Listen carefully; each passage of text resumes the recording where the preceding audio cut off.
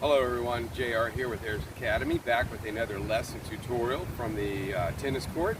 And just FYI, it's a windy day here in Boca Raton, Florida. We got some storms coming in this afternoon, so just bear with me because it may get windy. But at any rate, today's lesson is going to be on the side kick. How to deliver the proper side kick with the most, so you can gain the most power and efficiency in terms of preparation and recovery from your side kick. And so one, we're going to look at the side kick. I'm going to kind of break it down in terms of stepping into the target versus standing in more of a self-defense mode. And then we're going to break down the mechanics of the side kick. So just follow along, take notes, rewind and watch it from different points if you want. But this is the information I know you're going to want and need. So first, let's look, depending upon the style of martial art, most martial arts practice moving in towards the target. There's different ways to move in. One, I could step heel to heel as I prepare to deliver the side kick. Some styles may have me stepping across the leg that's going to be delivering the side kick. Then I would prepare for that side kick. Other styles may have me stepping behind that foot and then prepare. From my style show, we're going to karate. We step behind. We practice stepping behind, but we also practice stepping up to the heel. So a couple main points. At the delivery of the side kick, the supported foot should always be pointed away from the target. This is probably a major thing that I see in martial arts today, especially in sport, karate, taekwondo, what have you. You'll have someone delivering the side kick, but their foot is still pointed almost 90 degrees from the target itself. Major no-no. You don't get as much power. So the way to prepare is when I'm stepping in, I'm going to point my heel towards the target as best I can. Just doing that alone aligns my hips so that I'm already kind of halfway there to deliver a very powerful side kick. So my knee will come up as I chamber it, and then I'm going to kick. As I kick, those hips roll over. And there again, when I recover, when I recoil, you see if they have to roll back, right? I have to kind of recover, and those hips come back in alignment. So one is you're stepping towards your target. Even if I'm stepping heel to heel, such as here, I'm going to practice so that that foot is turned away from my target. My hips are already part way there. Next is chambering the leg. As I chamber the knee, I want to bring it up so it's as high as the hip. But I'm also, as I'm chambering the knee, I'm preparing my foot. I'm rotating or flexing the foot at 90 degrees so that I can hit with the outer blade of that foot. Now, look at it this way. As I chamber, the knee should never be outside the plane of the shoulder. It should always be at the shoulder or slightly inside. I don't want to bring it across the midline of my body. Okay, that's not proper either.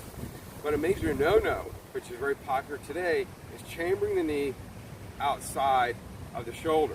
And we'll see kind of side kicks like that. There's no power at all. That's kind of like kicking like an elementary school kid. So never chamber the knee outside of the shoulder. Chamber it at the shoulder in alignment or slightly inside.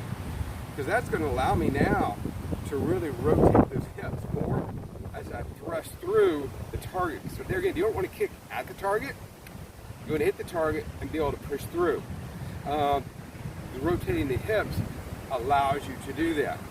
So there again, one was preparing, stepping to the other foot, pointing the supported foot away from the target. Two was chambering. Chamber it properly, prepare the foot. At this point, you see my body is still erect. My body is still in alignment with my leg. Three, as I deliver the kick, and as my hips roll out, my torso moves with that. I don't throw my upper body, but I move the torso with the hip to bring it back. So knee is up, kick, pull it back. Pulling back will be another term for that. Might be I'm going to recover properly. I want to recover properly so that I can be agile to move how I need to move after delivering that kick. Could be another opponent. Could be my opponent blocked that kick and he's coming back from a different way. So I will never be able to respond appropriately if I do not recover and practice recovering appropriately. So you want to retract that leg, because there again, I may want to step this way. I may want to kick there, pull back, kick to the front, and move into something. So there again, you have to recover. So you have, there are basically three parts to your side kick. Preparation, which is stepping into the target. Number two, chambering the knee appropriately. Three is delivery of the kick. And there probably four would be the recovery of that kick. So there again, look at some don'ts.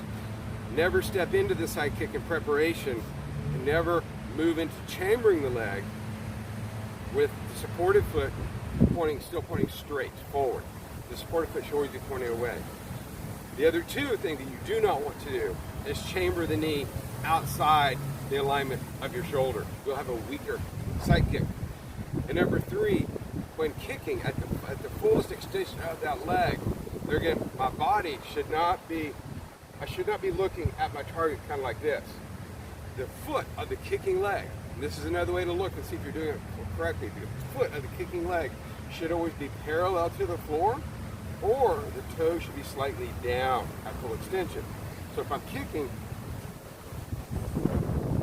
my foot's parallel, or it could be slightly down. That means I've rolled the hip over even more so to get power. But if my foot is up like that, it's a strong side kick, but it's not as strong as it could be.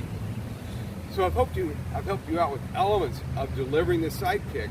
They're good from stepping in, but as we leave, I want to give you more of a self-defense view of executing the side kick. So one, I'm standing here looking straight ahead, relaxed. You never know where you're going to be in a self-defense mode. If I'm squaring off against someone and we're going to go down and whatever, that's not really self-defense. I'm prepared, right? But self-defense, being totally caught off guard. Something comes at me from my side, my weight would shift to the supportive leg, chamber the knee. As I chamber the knee, this foot is going to rotate out, deliver, and come back.